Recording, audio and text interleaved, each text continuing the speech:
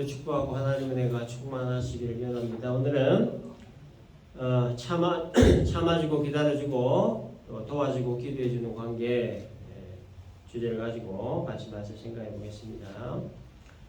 본문은 가이사라에 주둔하고 있던 백부장 고넬료에 관한 이야기입니다. 가이사라는 지중해 연안에 위치한 해안 도시입니다. 예루살렘으로부터 약 한 104km 서북쪽 지점에 위치해 있습니다. 이 가이사라에 대한 소유권을 두고 유대인과 이방인 사이에 오랜 투쟁이 있었는데 네로 황제에 의해 결국 이방인의 도시로 판정이 되었습니다. 그러자 유대인들의 거센 반항으로 인해서 많은 가이사라인들이 학살이 되기도 했습니다. 사도행전 8장 40절을 보면 빌립이 에디오피아 내시에게 세례를 주고 그 다음에 가이사라로 갔다 이렇게 기록이 되어 있는데, 그래서 이 기록을 근거로 빌립이 이 가이사라에 복음을 전했던 것으로 그렇게 봅니다. 그래서 본문에 등장하는 이 고넬료가 빌립이 전한 복음을 듣고 예수를 믿었다 이렇게 봅니다. 당시에 이 가이사라에는 총독의 관저가 있었고 또 로마 군대가 주둔하고 있었는데 고넬료는 당시 그 군대의 백부장이었습니다. 1절에 보면 가이사라에 고넬료라는 사람이 있으니 이달리아 부대라는 군대의 백부장이다. 이게 이달리아 부대는 로마 군대입니다. 그래서 총독의 보호를 위해 배치된 부대를 말합니다. 그래서 로마 군대는 6,000명의 군단으로 조직이 되어 있었고 또 군단은 10개의 부대로 나눠져 있었고 한 부대는 600명입니다. 그래서 600명의 한 부대는 한 명의 백부장이 100명씩 총 6명의 백부장이 동서를 했습니다. 그래서 이 고넬료는 100명의 부하를 거느리는 지휘관이었습니다. 이 고넬료가 어떤 사람이었는가에 대해서 2절을 보면 그가 경건하여 온 지방과 더불어 하나님을 경외하며 백성을 많이 구제하고 하나님께 항상 기도했다 이렇게 기록되어 있습니다. 고넬료에 대한 첫 번째 평가는 경건했다는 거죠. 그래서 하나님을 두려워할 줄 아는 사람이었고 또 자기뿐만 아니라 집안 사람들 모두 하나님을 잘 믿고 섬기도록 했던 사람이었다는 겁니다. 또 로마의 지배권 속에서 부당한 대우를 받는 유대인들에게 자비로운 일을 행했던 사람, 구제를 많이 했던 사람으로 이렇게 평가하고 있습니다. 로마 군대의 지휘관 위치에 있던 이 백부장이라고 하는 사람이 어렵고 힘든 유대인들을 구제했다라고 하는 것은 이 사람의 그 인격이나 그 신앙이 얼마나 신실했는가 하는 것을 잘 알 수 있는 내용이죠. 그리고 고넬료는 하나님께 항상 기도하는 사람이었다라고 또 평가를 합니다. 로마 군대의 지휘관 위치에 있는 그 사람이 하나님께 기도를 했다는 것은 고넬료가 또 하나님 앞에 얼마나 겸손한 사람이었나, 또 하나님을 얼마나 경외하는 사람이었나 하는 것을 잘 알 수 있는 내용이죠. 하나님은 이렇게 경건한 이 고넬료를 통해서 이방 선교의 획기적인 선을 끊는 중요한 인물이 되게 하셨는데, 하루는 제 9시쯤에 요즘 시간으로 오후 3시쯤에 고넬료가 환상을 하나 보게 됩니다. 자, 하나님의 사자가 고넬료에게 이렇게 얘기합니다. 네 기도와 구제가 하나님께 상달되어 기억하신 바가 되었다. 이런 말과 함께 사람들을 엿바로 보내어 무도장이 집에 있는 베드로를 청하라. 이렇게 명하시죠. 환상에서 깬 이 고넬료는 그 길로 하인 2명과 경건한 부하 1명을 부르다가 고넬료가 보았던 환상의 내용을 다 얘기해주고 베드로가 있는 엿바로 보냅니다. 세 사람이 욥바 근처에 도착을 했을 때 마침 그때 베드로가 기도를 하기 시작을 했는데 6시 지금 시간으로 난 12시부터 기도를 하던 베드로가 배고픔을 느끼고 사람들에게 먹을 것을 요청을 합니다. 그 뒤에 사람들이 음식을 준비하고 있을 때 베드로가 또 환상을 보게 되죠. 그 환상의 내용이 11절부터 16절까지 내용입니다. 그래서 하늘에서 그릇이 하나 내려왔는데 양쪽 끝에 끈이 달린 큰 보자기가 낙하산 같은 모양으로 내려왔다. 이런 환상입니다. 그릇 같기도 하고 보자기 같기도 한 이것의 안을 들여다 보니까 땅에 있는 각종 네발간이 짐승과 기는 것과 공중에 나는 것들이 있는 것을 보게 되죠. 베드로가 이 짐승들을 가만히 보니까 율법에 명시한 부정한 짐승들이 먹지 못하는 이 짐승들이었습니다. 근데 소리가 들리기를 이 짐승들을 잡아먹으라는 것이었어요. 그래서 베드로는 14절에서 주여 그럴 수 없나이다. 속되고 깨끗하지 않은 것을 내가 결코 먹지 아니하였나이다. 이렇게 대답합니다. 베드로는 지금 자기가 배워서 알고 있는 내용을 정확하게 얘기한 거죠. 맞는 얘기입니다. 베드로를 비롯한 유대인들은 율법 중심으로 살아가는 사람들이기 때문에 율법적으로 따져볼 때에 보자기 안에 있는 짐승들을 먹어서는 안 되는 부정한 짐승들이었던 거예요. 그래서 베드로는 자기는 지금껏 한 번도 율법에서 그만 짐승을 먹어본 적이 없다. 그래서 먹을 수 없다라고 한 거예요. 그래서 이것만 보면 아주 칭찬받을 만한 태도였습니다. 그런데 15절 보니까 하나님께서 깨끗하게 하신 것을 네가 속되다 하지 말라. 이렇게 주의 사자가 3번을 반복을 해서 얘기를 했습니다. 그래서 주의 사자와 베드로 사이에 먹어라 안 먹습니다. 먹어라 안 먹습니다. 먹어라 안 먹습니다. 이렇게 3번을 밀고 당기고 했다는 얘기죠. 환상에서 깬 이 베드로가 도대체 이 환상이 의미하는 것이 뭔가 이렇게 의아해하고 있을 때 마침 고넬료가 보냈던 사람들이 문을 두드리며 베드로를 찾았습니다. 그때 베드로는 성령께서 말씀하신 내용이 생각이 났습니다. 19절과 20절이죠. 베드로가 그 환상에 대하여 생각할 때에 성령께서 그에게 말씀하시되 두 사람이 너를 찾으니 일어나 내려가 의심하지 말고 함께 가라. 내가 그들을 보내었느니라. 베드로의 환상의 뜻이 무엇인가에 대해 곰곰이 생각을 하고 있을 때 고넬료가 보낸 사람들이 찾아왔고 그래서 성령은 베드로에게 그 사람들을 맞이해라 라고 했습니다. 그래서 이제 무슨 일로 왔냐 이렇게 물었죠. 그래서 이들은 백부장 고넬료가 보내서 왔다라고 합니다. 그래서 베드로는 그들을 불러들여서 맞이하고 그래서 하루를 이제 같이 보내지요. 그 다음날 이들과 함께 가이사라에 들어가게 된다 하는 것이 오늘 본문의 내용입니다. 그래서 오늘 이 본문을 통해서 우리가 배울 수 있는 그 영적인 교훈이 한 2가지 정도가 있습니다. 첫째는 편견을 깨야 된다는 거죠. 보자기같이 생긴 그릇 안에 있던 짐승들이 구체적으로 어떤 짐승들이었는가는 정확하게 알 수 없지만 베드로가 3번씩이나 부인을 한 것은 거부를 한 것은 당시 유대인들이 부정한 짐승으로 취급했던 짐승들이 명백하기 때문에 강력히 거부를 했던 겁니다.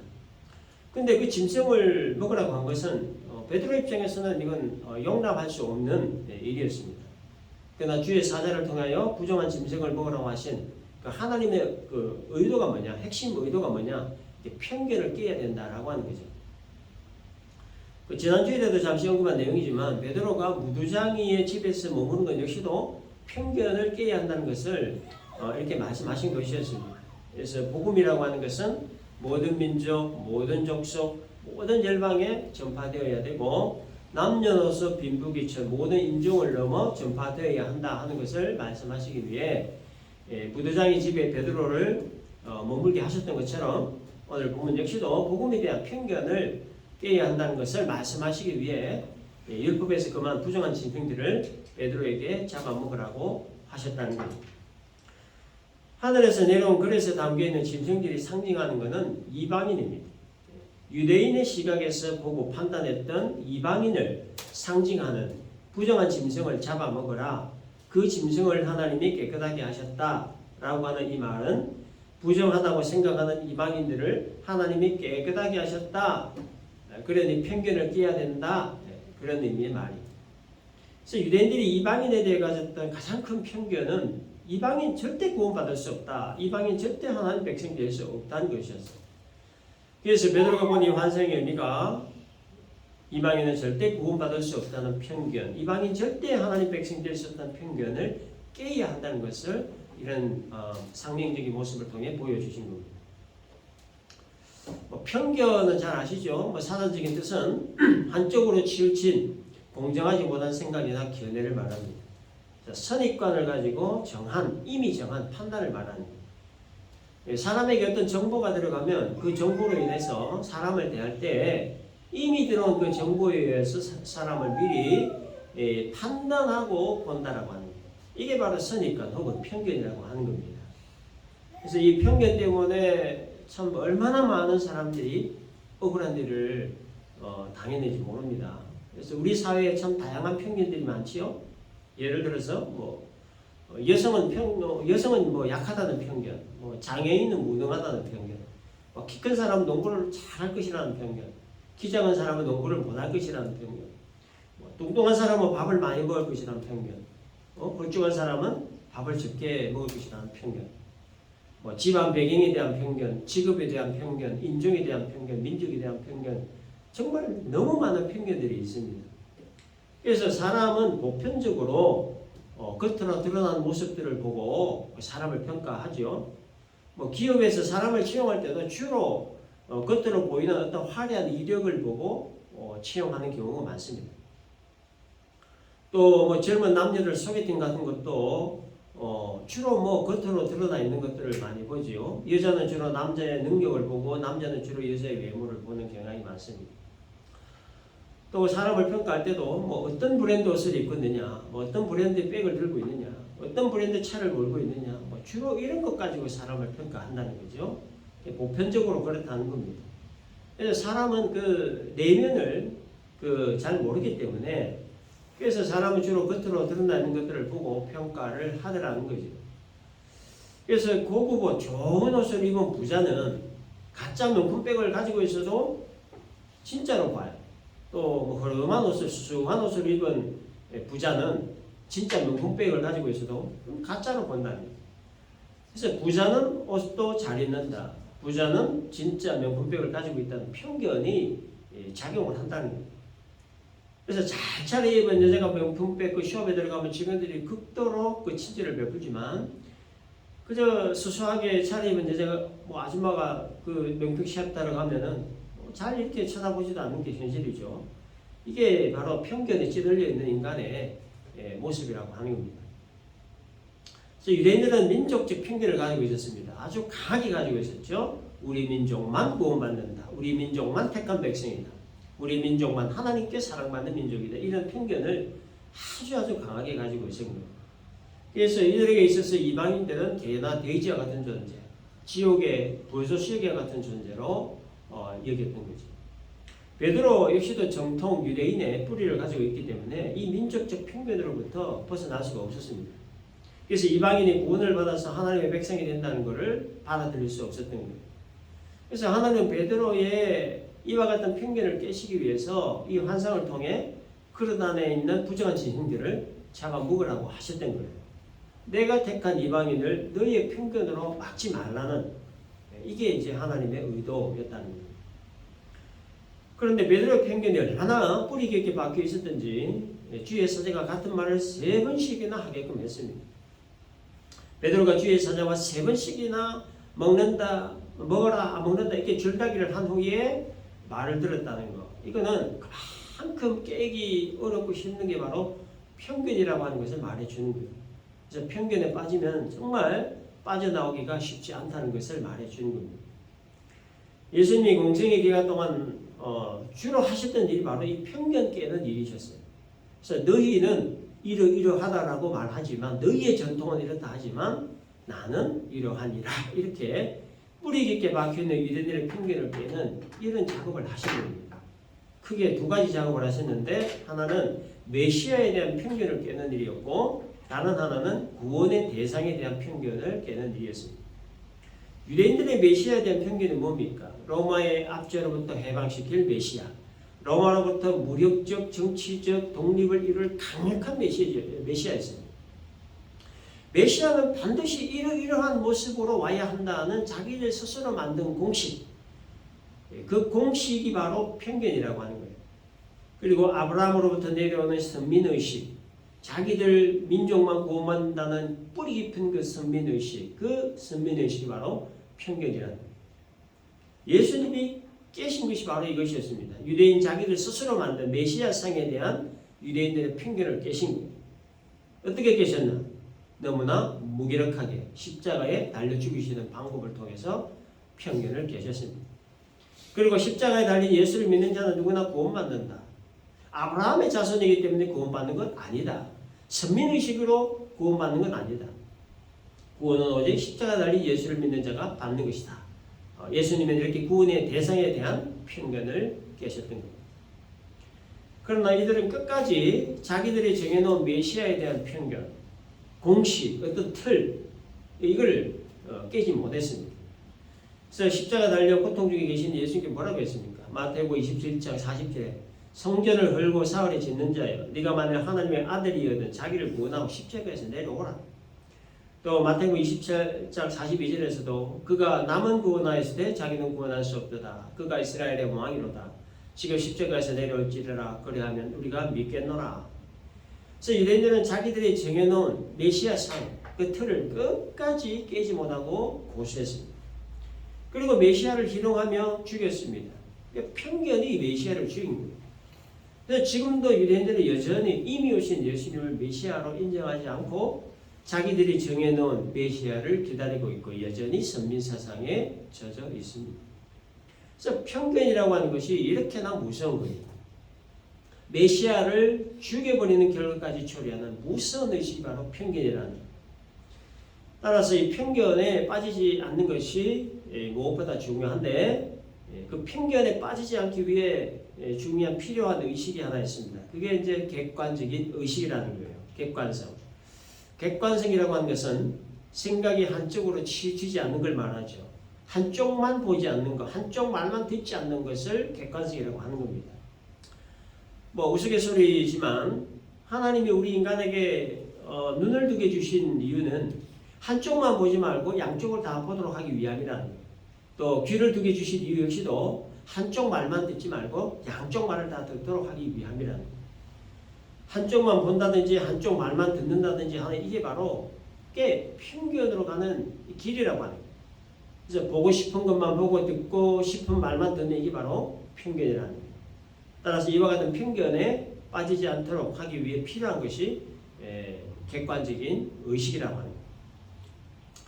이 객관성과 아울러 중요하게 가져야 또 다른 의식이 하나 있는데 그것은 하나님의 일하시는 방법에 관한 겁니다.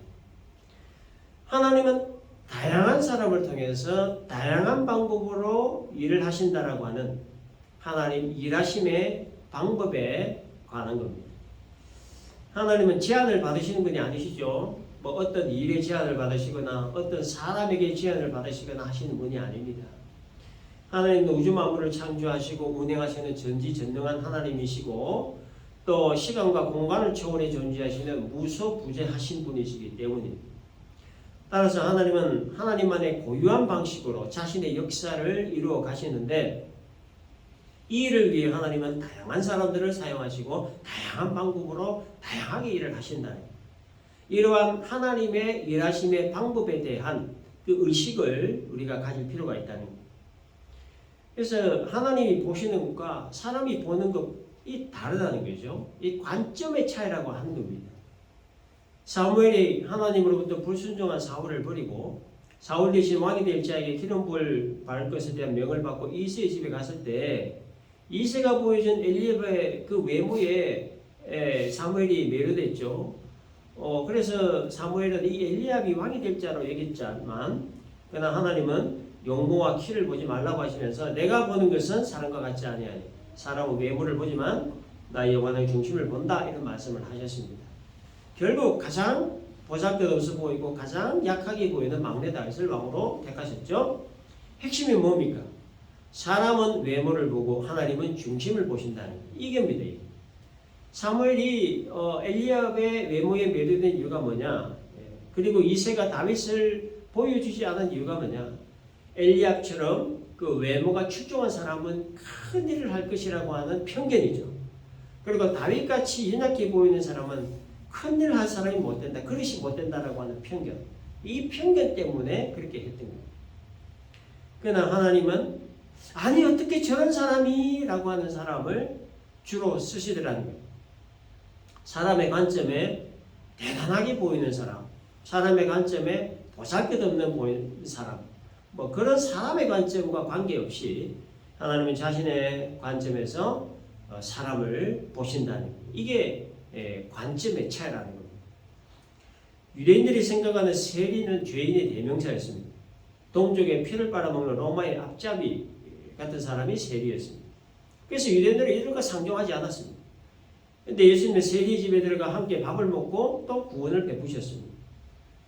남편이 5이나 있었던 사마리아의 한 여자, 그래서 동네 사람들이 상종을 하지 않던 이 여자에게 예수님은 말을 거셨어요.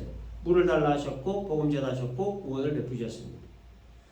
예수님은 유대인들이 아니 어떻게 저런 사람과 라고 하는 사람들과 함께 먹기도 하셨고 함께 지내기도 하시고 그들에게 복음 전하시고 구원을 베푸셨다는 것.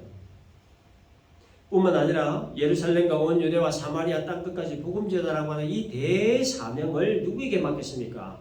아니 어떻게 저런 사람들에게 라고 할 만한 이 어부들에게 맡기셨습니다.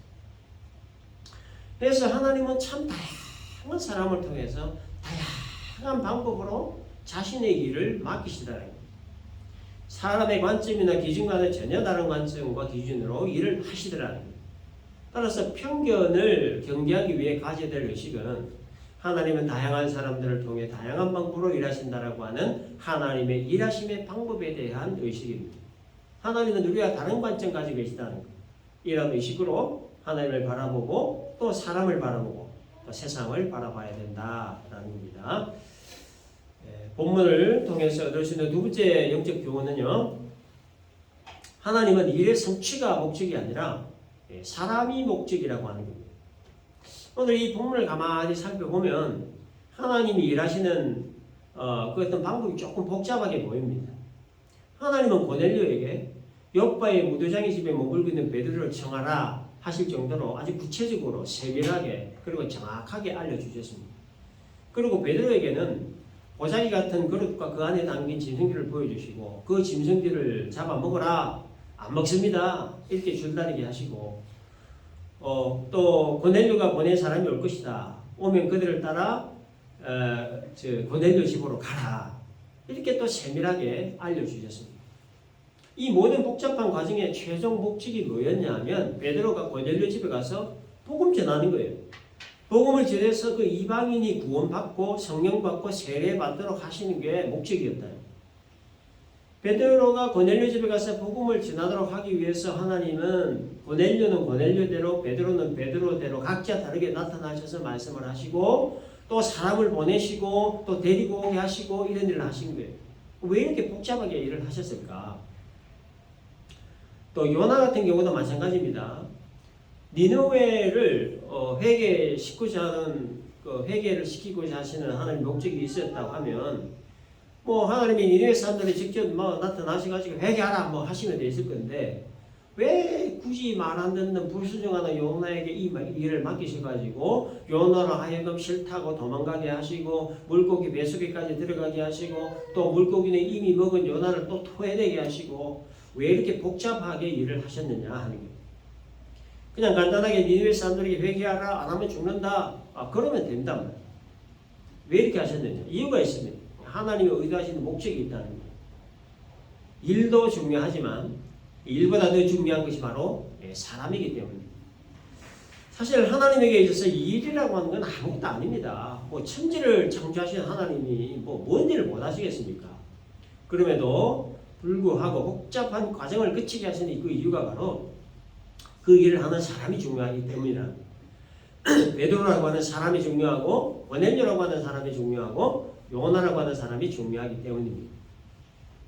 그래서 이런 복잡한 과정을 통해서 고민을 하게 하고 갈등을 하게 하고 깊은 생각에 빠지게 하고 결국 하나님께 기도하게 함으로써 하나님과 긴밀한 관계를 유지하게 하는 것. 그래서 더 잘하고 더 성숙되도록 하려고 하는 것이 하나님의 주된 목적이라고. 하나님께서 베드로에게 환상을 보이시고 베드로에게 사람 보내 고넬료 집에 보내게 하시는 이런 복잡한 과정을 거치게 하신 1차적인 목적은 편견을 깨고 이방인에게 복음 전하도록 하시기 위함이고 2차적인 목적은 베드로로 가는 사람 그 자체가 목적이기 때문이라. 베드로를 자라게 하시고 더 크게 하시고 하나님을 더 깊이 알게 하시고 하나님의 뜻을 더 깊이 깨닫게 하심으로 하나님의 사람으로 성숙해지는 것. 이게 진짜 목적이라고 하는 거예요. 부자가 되고 싶은 우리 마음 하나님이 잘 알 겁니다. 오늘 밤 하나님이 꿈에 나타나셔가지고 로또 번호 알려주셔가지고 당첨되도록 하신다면 인생 한 방에 끝나는 거예요. 얼마나 간단합니까? 근데 하나님은 그런 방법을 잘 사용하지 않는다는 거예요. 새벽부터 밤늦도록 일을 하게 하시고 또 뭐 30년 모기지 갖게 하시고 그거 갚느라 그냥 우리 저 부산말로 막 새가 만발이 빠지게 일하게 하시고 때론 과정에 또 어려움도 주시고 고통도 주시고 위기도 주시고 뭐 여러 가지 시련도 아픔도 주셔요. 그럼 왜 이런 복잡한 방법 주시느냐 하는 거예요. 그러니까 나를 위해 그런다는 게 나를 위해. 그렇게 해야 그나마 하나님 곁에 붙어있기 때문이에요. 그렇게나마 해야 기도라도 하고 그렇게나마 해야 그래도 하나님 붙들고 그렇게나마 해야 하나님 의지하고 그렇게나마 해야 이런 과정들을 통해서 하나님의 사람으로 성숙게 되어져 갈 수 있기 때문에 그렇기 때문에 우리 인생 여정 가운데 내 뜻대로 되지 않는 일이 너무 많지요. 내 기대와 정반대 결과가 오기도 하고 기도했는데 아무 응답도 없고 그때 참 많이 답답하고 힘들지만 그러나 우리가 알아야 할 분명한 사실 하나는 하나님은 우리를 사랑하신다는 거고 세상 무엇보다 우리를 소중히 여기신다는 거예요. 그래서 하나님은 나를 가장 곁에 항상 곁에 두고 싶어 하신다. 나를 사랑하시고 가장 소중하게 여기시기 때문에 나를 항상 곁에 두고 싶어 하신다. 뭐 교회에 여러 가지 일들이 있습니다. 뭐 우리 교회는 뭐 아직 개척교회고 뭐 공간적 계약이 있기 때문에 별 일이 없습니다. 뭐 주일날 예배 하나 딱 안 드리는 일이긴 한데 또 보편적으로 교회 내에는 여러 가지 일들이 있습니다. 뭐 예배에 관련된 일도 있고 뭐 교육과 관련된 일도 있고 뭐 전도나 선교에 관련된 일, 뭐 교회 관리하는 등등, 뭐 식당 봉사 등등 여러 가지 일들이 교회에 있는데 우리가 주의하고 또 염두에 둬야 할 것은 뭐냐? 교회 일은 그 일 자체가 목적이 되게 해서는 안 된다라고 합니다. 일해야죠. 중요합니다. 그런데 일 자체가 교회의 목적이 되게 해서는 안 된다는 거예요. 왜냐? 교회는 이 봉사단체가 아니기 때문에. 봉사라고 하는 것은 교회의 어떤 부수적인 기능 중에 하나지 이게 본질적인 기능이 아니라고 합니다. 교회의 본질적 기능의 그 원활함을 위해서 봉사가 반드시 필요한 능력인 건 맞지만 주객이 전도되면 안 된다는 거예요. 그래서 본질이 아닌 걸로 인해서 사람이 상하는 일이 없도록 해야 된다는 거예요. 그래서 중요하게 여겨야 될 것은 일이 아니라 그 일을 하는 사람이라고 합니다. 그 일을 하는 사람에게 목적도해야 되고 그 일을 하는 사람을 중요하게 여겨야 된다는 거예요. 일이라고 하는 건 누가 해도 할 수 있습니다. 일 잘못되면 그러면 다시 하면 되는 거죠. 그건 뭐 어려운 문제가 아닙니다. 근데 사람이 잘못되면 문제가 심각해지죠. 복구될 가능성이 희박해지게 됩니다. 그렇기 때문에 교회는 항상 사람을 먼저 생각하고 사람을 중요하게 생각해야 된다는 거예요. 그 일을 하는 그 사람에게 초점을 맞춰야 된다는 거예요. 사람에게는 기본적으로 성취 지향적인 사고가 있기 때문에 뭐 일을 잘 못하거나 기대치에 못 미치게 되면 자이든 타이든 실패했다라고 생각을 하게 됩니다. 그게 사람의 관점이고 사람의 한계죠. 그래서 이 세상은 항상 결과 어떤 실적을 중요시 여깁니다. 그래서 실적이 좋은 사람은 인정받고 실적 안 좋은 사람은 인정받지 못하는 게 세상의 원리라는 거예요. 근데 교회는 세상 원리와는 다른 것입니다. 하나님은 전혀 다른 기준을 말씀하신다는 거예요. 그래서 중요한 건 실적이 아니라는 거예요. 사람이라고 하는 거예요. 그래서 교회에서는 일 때문에 사람이 상하거나 다치는 일이 없도록 하는 일에 주력해야 됩니다. 그래서 교회 일이라고 하는 건 뭐 어느 교회나 다 비슷비슷합니다. 뭐 큰 교회든 작은 교회든 부족한 면이 있고 실수가 있고 연약한 면이 있고 그게 교회라는 거예요. 뭐 죄인들이 모인 교회에서 무슨 뭐 완벽을 기대할 수 있겠습니까? 따라서 일 때문에 사람이 상하는 일이 없도록 하는 것을 굉장히 중요하게 다뤄야 합니다. 그래서 교회에서 중요하게 여기면서 지켜야 될 것은 뭐냐? 관계라고 하는 거예요. 관계. 지체들 간에 좋은 관계 맺는 거, 목사와 성도 간에 좋은 관계 맺는 거, 이게 아주 그냥 그 생명처럼 지켜야 될 아주 중요한 일입니다. 이 관계가 틀어져 버리니까 뭐 하나님이고 뭐고 뭐 예배고 뭐고 일이고 뭐고 봉사고 뭐고 다 소용없게 되더라고. 그렇기 때문에 일하는 것은 좀 부족하게 보이고 뭐 일은 좀 안 되더라도 좋은 관계 형성을 위해서 참아주고 기다려주는 관계 그리고 서로 도와주고 기도해주는 관계 이런 관계를 맺고 유지하는 일에 우리 모두가 힘을 모아야 된다라는 겁니다. 정리하겠습니다. 편견을 깨뜨리기 위해 가져야 할 의식 두 가지. 첫째는 객관적 사고를 가져야 된다는 거고, 두 번째는 하나님은 다양한 사람들을 통해 다양한 방법으로 일하신다는 하나님 일하심의 방법에 대한 의식을 가져야 된다는 겁니다. 그리고 하나님의 일의 성취가 목적이 아니라 일을 하는 그 사람 자체가 목적이라고 하는 거, 따라서 사람이 상하는 일이 없도록 해야 된다는 것. 이를 위해 우리 지체들 간의 좋은 관계, 목사와 성도와의 좋은 관계를 맺어야 된다. 이 말씀 우리가 잘 기억을 하고, 우리 모두 서로가 참아주고 또 기다려주는 관계, 또 서로 도와주고 기도해주는 이런 관계를 잘 형성하고 또 잘 유지해가는 정말 은혜가 넘치는 우리 교회가 될 수 있기를 주님의 이름으로 축원합니다.